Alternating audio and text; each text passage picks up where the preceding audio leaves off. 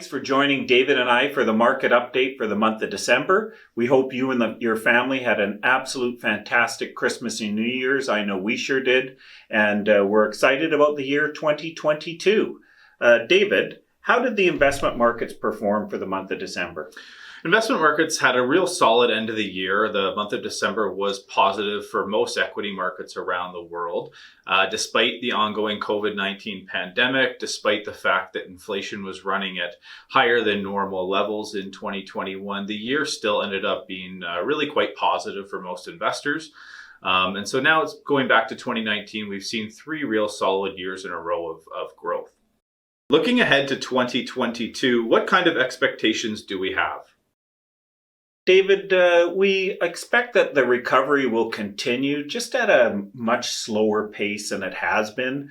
I mean, there's a few issues that are going to be sort of part of the reason for that. We're seeing some supply chain interruptions, which are going to obviously slow down the goods for getting into the stores, which is not good for companies trying to sell things that they don't actually have.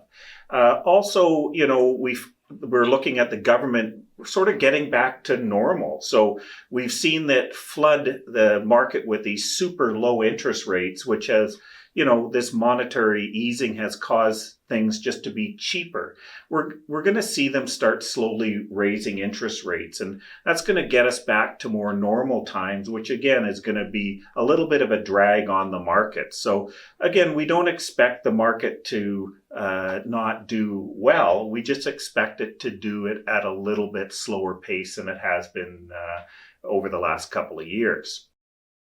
In terms of asset classes, where do we see the opportunities in 2022?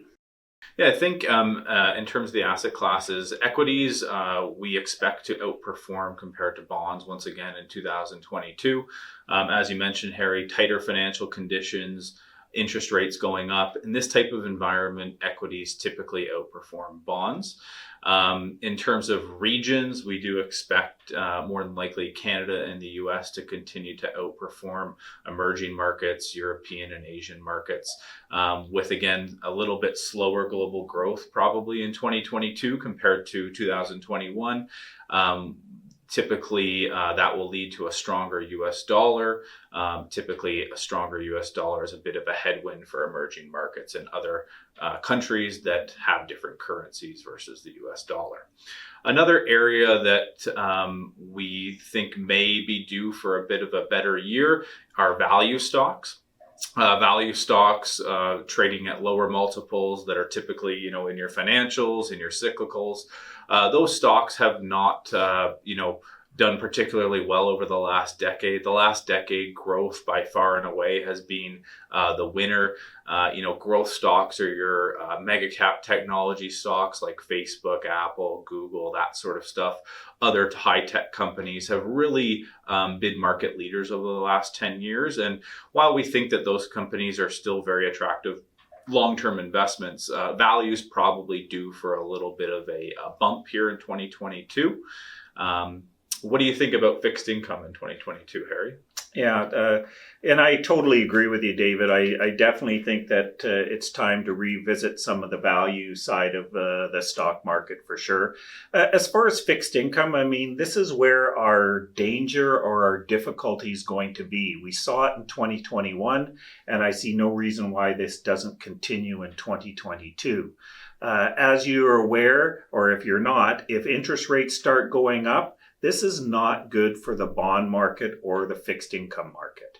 And so we are in an environment where all of us know that the government is going to now start slowly taking off the extra gas that they put on the fire, which means that they're slowly going to start increasing interest rates because we've seen inflation come into our world, and we can only allow so much inflation to come in before it becomes very troublesome. So interest rates are going to start going up. So if we're looking at the fixed income market, I would suggest the corporate bonds, definitely shorter term duration bonds, and stay away from the long-term government bonds for sure, David. Mm-hmm. What about the US dollar compared to the Looney?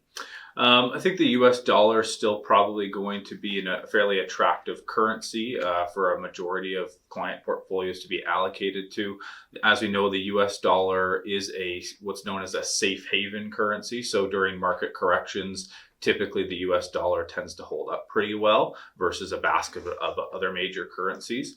And then when we look at the Looney versus the US dollar, the Looney is trading currently at pretty fair value historically versus the US dollar. So there's probably not a ton of upside to the Looney versus the US dollar. We do still like to have in client portfolios, for those portfolios that have allocations to US equities, we prefer to remain unhedged there, meaning that if we do get a bit of a market correction, that the US dollar should help mitigate that to a degree.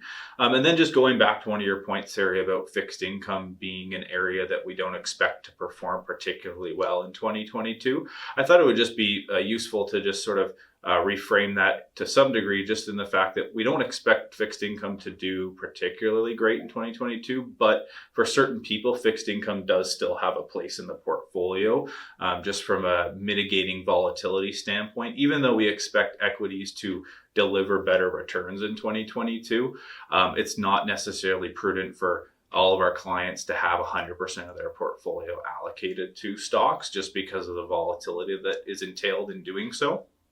So it's not that fixed income is bad. We just don't expect it to necessarily make 10% next year. That's all. Yeah, that's an excellent point, David, and thanks for correcting me on that, because 100%, this is not to mean to get rid of your fixed income. It's just meaning that we have to be more cautious and we have to understand why we have fixed income in our portfolios.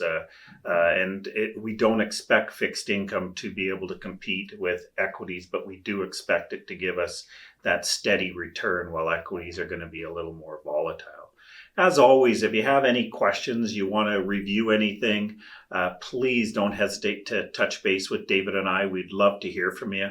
Also, we're going to be reaching out to everyone about topping up their TFSAs. So if you want to proactively let us know it's okay to do that, we'd really appreciate it. Take care. All the best for the year ahead.